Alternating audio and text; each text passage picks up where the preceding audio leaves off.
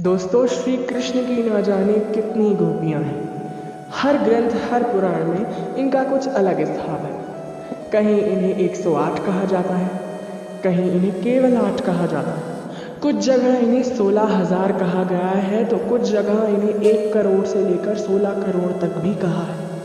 ब्रह्म वैवर्त पुराण में तो इनकी गिनती अरबों और खरबों में भी है।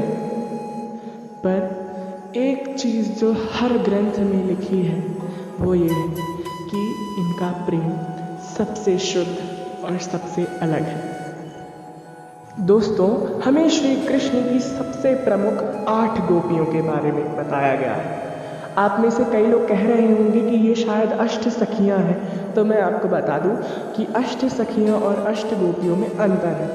आप वीडियो देखिए, मैं आगे वीडियो में आपको इस बारे में ज़रूर बताऊँगा। दोस्तों, यूँ तो सभी गोपियाँ श्री कृष्ण को समान ही प्रेम करती हैं और भगवान कृष्ण के लिए भी उनके सारे भक्त, उनकी सारी प्रेमिका एक ही समान है। पर आज हम आपको जिन 8 गोपियों के बारे में बताने जा रहे हैं वो उन सभी गोपियों में सबसे प्रमुख है। इसका मतलब ये नहीं कि कृष्ण बाकी गोपियों से कम प्रेम करते हैं, पर इसका ये अर्थ है कि सबसे ज़्यादा प्रचलित गोपियों में से हैं ये 8 गोपियाँ। 8वीं गोपी हैं श्री श्यामा जी। इनके तन की आभा भगवान कृष्ण के ही समान श्याम वर्ण की है, इसीलिए इन्हें श्यामा कहा जाता है। एक कारण ये भी है कि ये भगवान कृष्ण अर्थात श्याम को बहुत प्यारी हैं, इसलिए इन्हें श्यामा कहा जाता है। वैसे ये श्यामा नाम तो राधा, रुक्मणी, जाम्बवंती आदि पत्नियों और गोपियों का भी है, और जो कृष्ण के हृदय के पास हो वो हर कोई श्यामा ही कहलाती है। अब आती हैं शैव्या जी। भगवान कृष्ण को शैव्या जी की वेणी अर्थात चोटी गुथना बहुत पसंद है और शैव्या जी भी भगवान कृष्ण का श्रृंगार करने में परम सुख पाती हैं। गोपियों के जो 4 गुट या ग्रुप्स हैं उन सभी में से एक की स्वामिनी है ये शैव्या जी। 7वां नंबर है भद्रा जी का। भद्रा जी कृष्ण को बड़ी प्रिय है। भगवान कृष्ण की बांसुरी पे जब भद्रा जी नृत्य करती हैं तो इस दृश्य को देखने के लिए स्वर्ग से देवी देवता भी धरती पे उतर आते हैं। भगवान और कृष्ण और देवी भद्रा को वसंत का मौसम अति प्रिय है। देवी भद्रा कृष्ण की बचपन की सखी भी हैं। 5वें नंबर पे हैं भद्रा जी। भगवान श्री कृष्ण को अति प्रिय पद्मा जी। इनका स्वरूप पद्म अर्थात कमल के समान है, इसलिए इनका नाम पद्मा है। भगवान कृष्ण को इनके साथ छुपन छुपाई, पकड़ा पकड़ी और जल विहार जैसे खेलों में बड़े ही आनंद आता है। भगवान कृष्ण कई बार इनकी चुन्नी के पीछे भी छुप जाते हैं अपने ग्वाल बाल और मैया से छुपने के लिए। 4थे नंबर पे हैं विशाखा जी। इनका नाम शायद आप सभी ने सुना होगा। श्री कृष्ण और राधा दोनों को ही ये बहुत प्यारी है। इनके वस्त्रों में सितारे जड़े हुए हैं और इनके शरीर का रंग बिजली के समान गोरा है। भगवान कृष्ण और देवी राधा को ये प्रेम से जुड़े हुए उपदेश देती हैं कि कैसे प्रेमियों को लड़ना चाहिए, झगड़ना चाहिए, फिर एक दूसरे के समीप आ जाना चाहिए और कैसे उनका प्यार बढ़ता है। देवी ललिता के ही समान देवी विशाखा भी राधा जी की सबसे श्रेष्ठ और प्रिय सखियों में से हैं। देवी राधा की ऐसी कोई भी बात नहीं जो विशाखा से छुपी हो। विशाखा का स्वभाव स्वाधीन भर्तृका का है। ये भगवान कृष्ण को भी राधा के समान ही प्रिय है और श्री कृष्ण और राधा की ऐसी कोई भी लीला नहीं होती जिसमें विशाखा ना हो। तीसरी हैं ललिता जी। इनका नाम राधा जी के साथ लिया जाता है क्योंकि ललिता और विशाखा राधा की परम प्राण प्रिय सखियां हैं।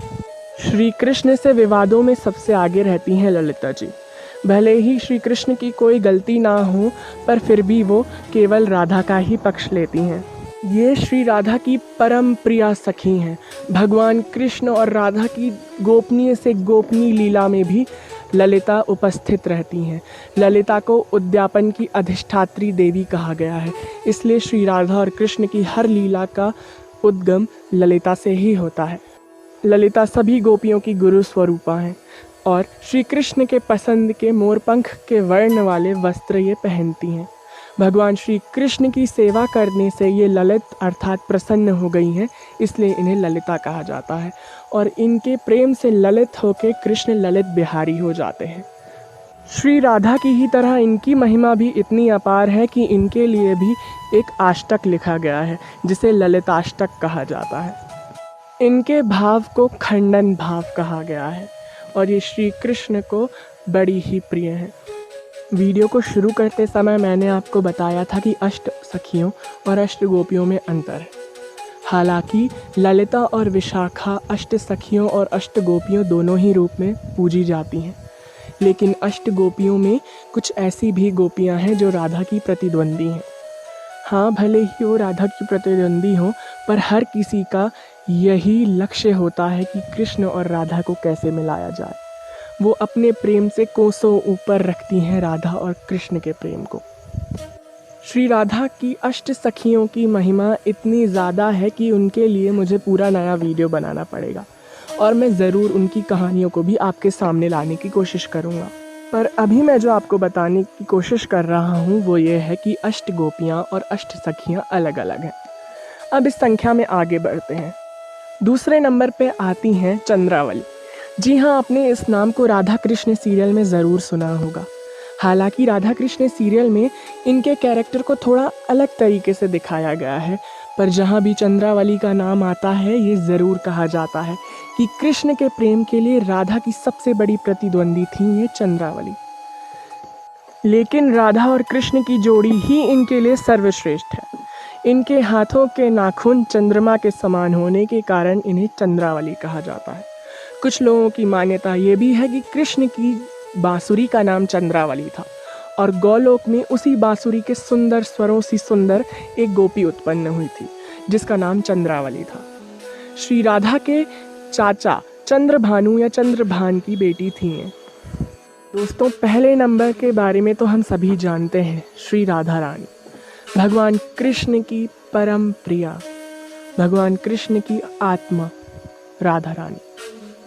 कहा जाता है सभी गोपियों के मन में बसा हुआ प्रेम का रूप और प्रतीक है श्री राधा रानी, जिसे भगवान श्री कृष्ण उतना ही प्रेम और सम्मान देते हैं। ब्रह्मवैवर्त पुराण में वर्णित है कि कैसे श्री राधा के मन का प्रेम और तरह तरह के भाव गोपियों का स्वरूप लेते हैं, जिसके कारण वो भगवान कृष्ण से तरह तरह से प्रेम कर पाए, तरह तरह से उनकी भक्ति कर पाएँ। इसीलिए सभी गोपियों की भक्ति भगवती श्री राधा के ही समान उच्च और पूजनीय है। इन सभी गोपियों में ना ही कोई छोटी है और ना ही कोई बड़ी, सब श्री कृष्ण को प्यारी हैं और मैंने अपने वीडियो में आपको यही समझाने की कोशिश की।